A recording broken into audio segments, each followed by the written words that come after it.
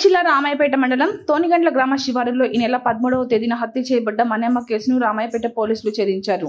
దివ్యాంగురాలైన భాగ్యరి మన్నెమ్మ 37 సంవత్సరాలు కామారెడ్డి జిల్లా గాంధారి మండలం గురజాల గ్రామంకు 2 సంవత్సరాల క్రితం కామారెడ్డి జిల్లా గాంధారి మండలం రామలక్ష్మణపల్లి గ్రామానికి చెందిన కొండని రవీందర్ 30తో పరిచయమైంది. ఆ పరిచయం కాస్త వివాహేతర సంబంధానికి దారితీసింది. మన్నెమ్మ వద్ద ఉన్న బంగారాన్ని ఎలాగైనా కాజేయాలని ఆమెను రామాయపేట మండలం తోనిగండ్ల శివారులో బండారాయితో మోదీ హత్య చేశాడు. కేసు నమోదు చేసిన పోలీసులు సాంకేతిక పరిజ్ఞానంతో నిందితుడిని ఈ రోజు ఉదయం బంగారు నగలను అమ్మడానికి కామారెడ్డికి వస్తుండగా మార్గం మధ్యలో అరెస్టు చేసి రిమాండ్కు తరలించారు.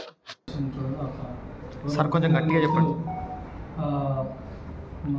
హత్య చేసినట్టుగా నాకు అర్థమైంది. దాంతో కేసు రిజిస్టర్ చేసి ఆ ఇన్వెస్టిగేషన్లో భాగంగా మేము ఆ మృతదేహం యొక్క ఫోటోలని వైరల్ చేయడం జరిగింది. దాంతో మాకు తర్వాత మృతదేహాల యొక్క వివరాలు తెలిసి వచ్చింది. ఆమె పేరు బ్యాగరి మనవ్వ, గాంధారి మండలం సంబంధించిన గుర్జాల్ విలేజ్కి సంబంధించిన మహిళగా ఆమెను గుర్తించడం జరిగింది. దాంతో వాళ్ళ కుటుంబ సభ్యుల యొక్క ఆ స్టేట్మెంట్స్, అదేవిధంగా కొంచెం టెక్నికల్ ఎవిడెన్స్ ఆధారంగా మేము ఆమెను ఎవరైతే హత్య చేశారో ఆ నిందితుని గురించి వివరాలు సేకరించి ఆ నిందితుని ఈరోజు పట్టుకోవడం జరిగింది. ఆ నిందితుని పేరు కొండని రవీందర్ రామలక్ష్మణపల్లి గ్రామం గాంధారి మండలికి సంబంధించినటువంటి వ్యక్తి. అతను మృతురాలికి 2 సంవత్సరాలుగా పరిచయం ఉంది వాళ్ళిద్దరికి.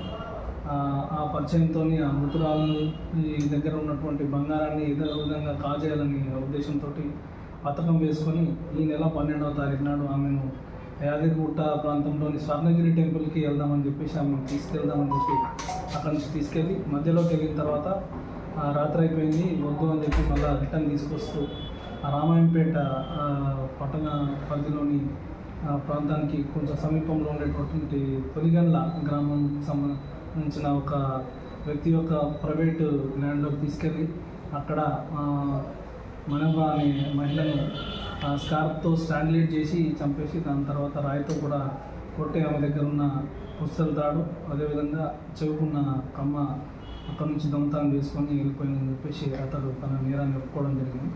ఆయనను ఈరోజు అతని దగ్గర నుంచి సుమారు 300 తులాల బంగారం రికవరీ చేసుకొని కారు కూడా సీజ్ చేయడం జరిగింది. అతడు కారులో ఈమెను తీసుకెళ్ళడం జరిగింది. ఆ కారు కూడా సీజ్ చేయడం జరిగింది.